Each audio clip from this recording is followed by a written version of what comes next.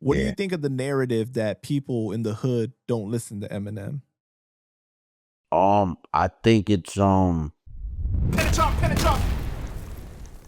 So what ends up happening after this? Like, are you just back in the streets, or you starting to focus on music? yeah, well, I was always doing music as a kid. You know what I'm saying? It's just I was really living what I was talking about. So, like my story behind the music was I was always in jail. I never had an opportunity to be free and really focus on music because when I am free, I'm gangbanging, I'm going through it, I'm doing this, doing that, I'm selling drugs. I'm really living that. So to me, it's kind of like music came second.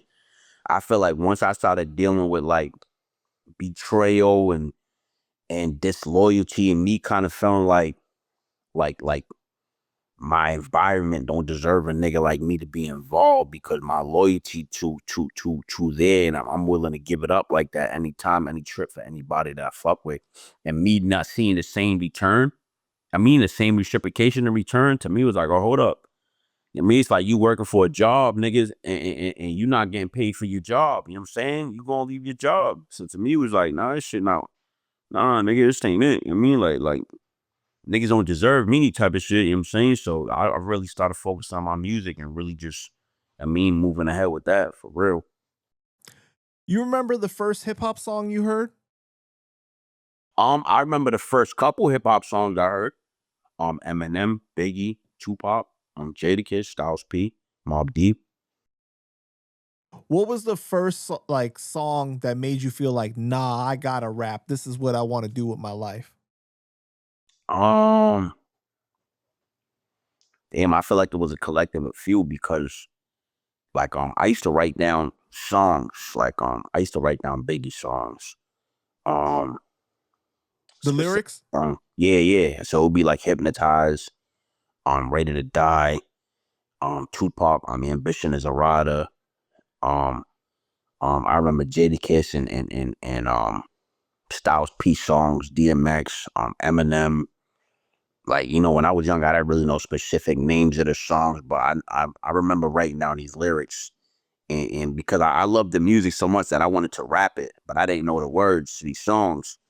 You know what I'm saying? And I would see people will rap these songs without even looking at nothing. You know what I'm saying? So I used to be like, hold on, all these niggas know the lyrics. So I used to write down their lyrics so I could rap along with it. You know what I'm saying? Without looking at it. You know what I mean? So I feel like it went from that to like, oh, hold up, I could rap a whole one of their things without looking at it. And it went from that to me like, nigga, I wanna talk my own shit. You know what I'm saying? Like I want to tell my own story. But I feel like I started off with however young nigga started off. You know what I'm saying if I could see it that way, to me it started off like, like violent. Like nigga, I'm a nigga, it was really like aggressive. And then I feel like you start going through shit and you embarrassed by certain things, eating off a food stamp card.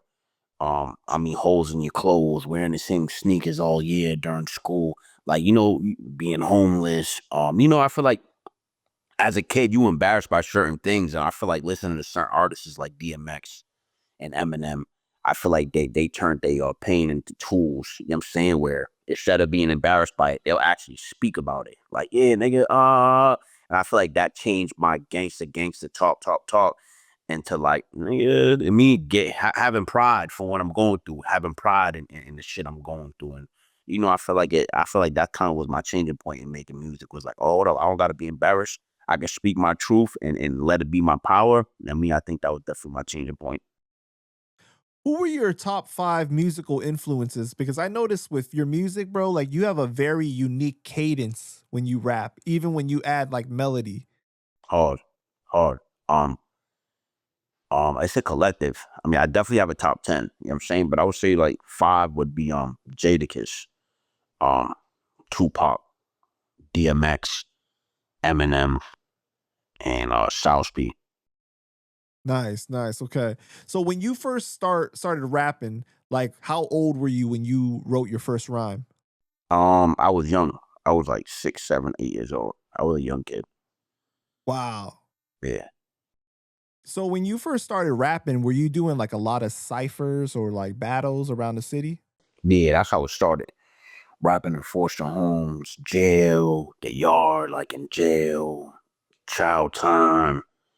shit like that. I mean, bars. It was like a bar mitzvah. You know what I'm saying? Everything was about ball game. Got you. I've heard you say Eminem is a big influence on you as an artist, right?